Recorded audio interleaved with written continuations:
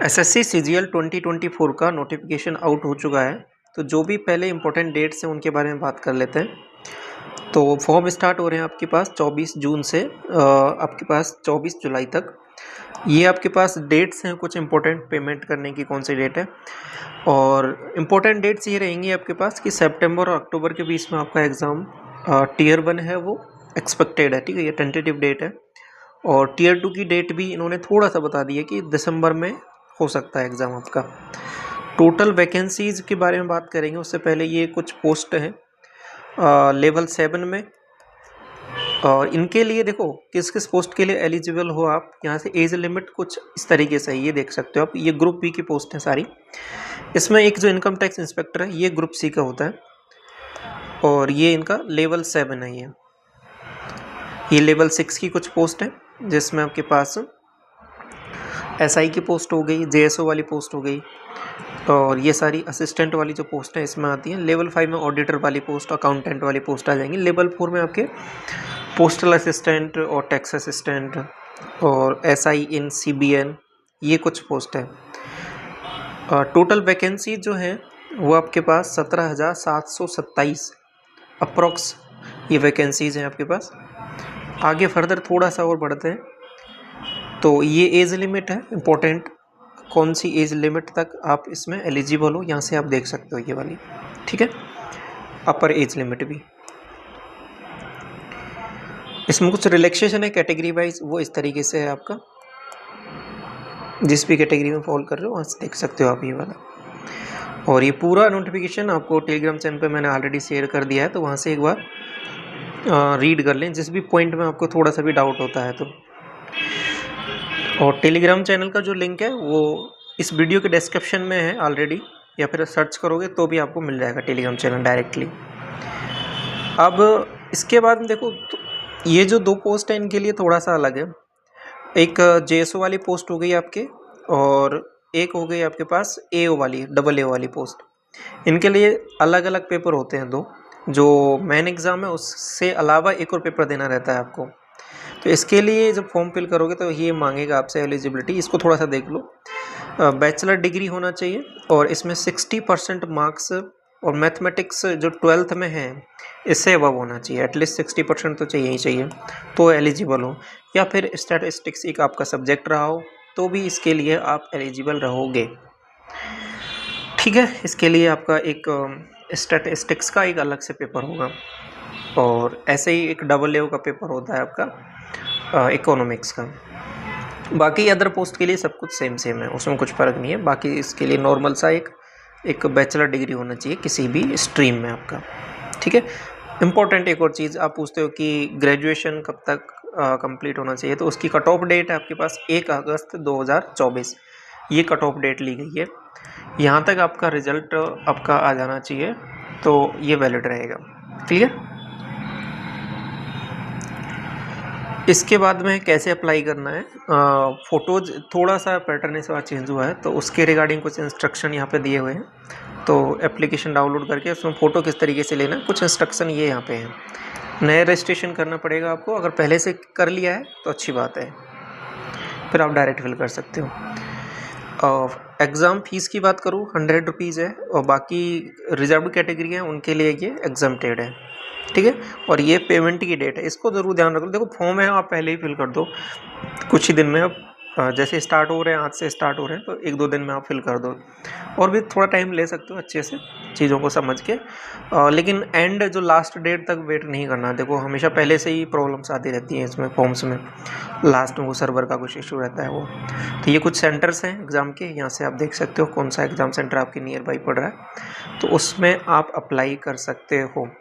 जो basic mode है exam का वो 2 टीयर में रहेगा, पहला टीयर 1 और टीयर 2। देखो इसके अलावा अभी मैं ब्रीफ में सारी चीज़ें बता रहा हूँ, अगर आपको स्पेसिफिक भी कुछ topic wise particular section wise आपको कुछ भी डाउट रहता है कमेंट सेक्शन में पूछ सकते हो आप, उसको अलग से हम कवर कर लेंगे। जैसे कि टीयर 1 में किस तरीके का पैटर्न है, टीयर 2 में क्या है, कौन से सब्जेक्ट हैं, क्या स्ट्रेटजी है, तो वो सारी चीज़ें हम अलग से भी डिस्कस कर लेंगे। उसके वो आप चिंता ना करें, उसका अलग से एक डिस्कस कर लेंगे उसको, ठीक है। 2 पेपर होंगे आपके, सिंपल सा पैटर्न आपका यहाँ पे ये दिया हुआ है। टियर 1 में 4 सब्जेक्ट हो जाएंगे और टाइमिंग कुछ 2 घंटे का आपका, टाइमिंग 1 घंटे का है और क्वेश्चन 200 रहेंगे। सॉरी, क्या बोल रहा हूँ, क्वेश्चन आपके पास 25-25 सेक्शनल है और ये प्रत्येक सेक्शन से 25 क्वेश्चन 2 नंबर का रहेगा। बेसिकली क्वेश्चन कहने का मतलब वो है, तो 200 मार्क्स का रहेगा। 100 क्वेश्चन है, 200 मार्क्स है, 1 घंटे का टाइम है ये, ठीक है। थोड़ा सा अब आगे बढ़े तो टियर 2 में थोड़ा सा चेंजेस है। ये पहले से 22 से आपका चेंज हो गया था पैटर्न, तो ये आपसे अच्छे से इसको समझ गए हो इस पैटर्न में क्या क्या मामला है। पहला सेक्शन है, उसमें 2 मॉड्यूल रहते हैं, मैथ का और रीजनिंग का। 30-30 क्वेश्चन है, 180 आपका मार्क्स हो जाएगा। 3 नंबर का है प्रत्येक क्वेश्चन। और इंग्लिश में आपके पास यहाँ पे 45-25 ये कुछ रेशो है इंग्लिश और जीके का, और ये 210 नंबर का मामला यहाँ पे बन गया। एक और कंप्यूटर का मॉड्यूल आता है जिसमें क्या करते हैं, 20 क्वेश्चन पूछते हैं और 160 नंबर का। ये देखो क्वालिफाइंग नेचर का है इसमें, लेकिन पास करना इसकी भी एक कट ऑफ रहती है। फाइनल में नहीं जुड़ते, लेकिन इसकी एक कट ऑफ रहती है पर्टिकुलर कुछ पोस्टों के लिए। ये एक नॉर्मल डाटा एंट्री का एक टेस्ट रहता है आपका। स्टैटिस्टिक्स का मैंने अभी बताया कि अलग से एक पेपर होगा, 200 नंबर का होगा, 100 क्वेश्चन इसमें पूछे जाएंगे। तो ये सारी चीज़ें हैं पेपर्स के रिगार्डिंग। ये सिलेबस आपका यहाँ पे एक बार देख सकते हो ये सारी चीज़ों को।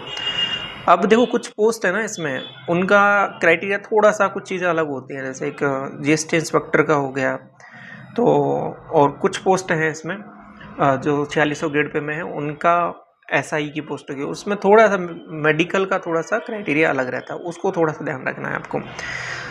तो उसमें आप एलिजिबल हो तो वो आगे की चीज़ है बेसिकली, अभी तो आपको नहीं करना है, और जब पोस्ट प्रेफरेंस भरेंगे तब काम आती हैं वो सारी चीज़ें, लेकिन थोड़ा थोड़ा आइडिया अभी भी ले लो इन सब चीज़ों का।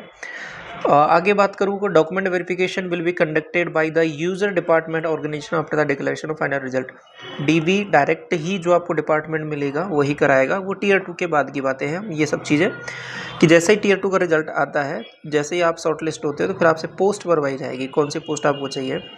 तो पोस्ट भरवाने से बाद में डायरेक्ट आपका फिर रिजल्ट निकालते हैं। देखो कभी कभी क्या करते हैं कि ये रिजल्ट होल्ड करके आपसे पहले पोस्ट प्रेफरेंस मांग लेते हैं, तो पोस्ट प्रेफरेंस में आपसे फिल करवा के फिर फाइनल आपका क्या आएगा, डायरेक्ट जो रिजल्ट आएगा उसमें आपकी पोस्ट लिखी रहेगी। तो वो आप जो भी पोस्ट आपको अलॉट हुई है, जैसे आपको जीएसटी इंस्पेक्टर मिला है तो आपका मिनिस्ट्री ऑफ फाइनेंस है वही आपका डीबी कराएगा, जो सी जगह आपको मिली है वहाँ पे ही आपका होगा। जैसे आपको दिल्ली जोन मिला है तो दिल्ली जोन में आपका डीबी कराया जाएगा, आपको मुंबई जोन मिला है तो मुंबई जोन में आपका डीबी कंडक्ट कराया जाएगा। कुछ इस तरीके से चीज़ें चलने वाली हैं, ठीक है।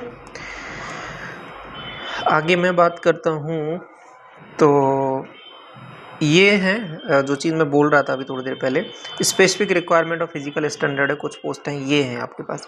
सीबीआईसी वो पहली पोस्ट वही है, GST and central excise inspector जो है, एग्जामिनर, इन सब पोस्टों के लिए थोड़ा सा आपको मेडिकल स्टैंडर्ड और वो सब हैं, वो देख लेना आप इनमें एलिजिबल हो, ठीक है। जो आपका विजन और वो सारी चीज़ें मैटर करती हैं इसमें, तो उसके लिए यहाँ पर लिखा हुआ है बाकायदा, ठीक है। ये मोड ऑफ सिलेक्शन है इम्पोर्टेंट, ये बेसिक एक मिनिमम जो कट ऑफ रखते हैं उसके बारे में बात कर रहे हैं। तो मोस्ट ऑफ द चीज़ें हैं वो कवर हो गई हैं आपकी। आगे इसमें कुछ फॉर्मेट्स दे रखे हैं तो वहाँ से आप उनको देख सकते हो, ठीक है। तो इसके अलावा कोई डाउट रहता है कमेंट सेक्शन में ज़रूर पूछ लेना आप। तो एक बार ये पूरा नोटिफिकेशन आप गो थ्रू कर लेना फॉर्म फिल करने से पहले। कोई भी अगर चेंजेस लगते हैं आपको तो कोई भी डाउट है तो आप पूछ सकते हैं इसमें। और तो यहीं पर रखें इस क्लास को, इस वीडियो को। Okay, thank you so much.